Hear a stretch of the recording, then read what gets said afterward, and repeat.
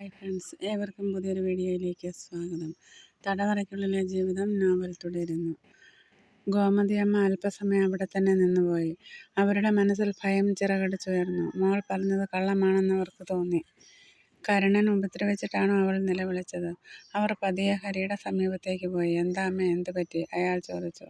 എനിക്കൊന്നും അറിയില്ല മോനെ, ദുസ്വപ്നം കണ്ട് നിലവിളിച്ചതാണെന്നാ അവൾ പറയണത്. നിലവിളിച്ചു? അത് സത്യ അമ്മേ, ഞാൻ ശരിക്കും കേട്ടതാണ്. ഹരി പറഞ്ഞു. എൻ്റെ മോൾ മാത്രം ഉച്ചത്തിൽ നിലവിളിച്ചു. അതല്ലേ പുറത്തേക്ക് ഇങ്ങനെ കേട്ടത്. ആ ദുഷ്ടൻ ഉപദ്രവിച്ചിട്ട് തന്നെയാ. അവർ ആരോടൊന്നില്ലാതെ പിറുപിറുത്തു. ഈ സമയം കരുണൻ മുറുമുറുത്തുകൊണ്ട് മുറിയിൽ കൂടി അങ്ങോട്ടും ഇങ്ങോട്ടും നടക്കുകയായിരുന്നു.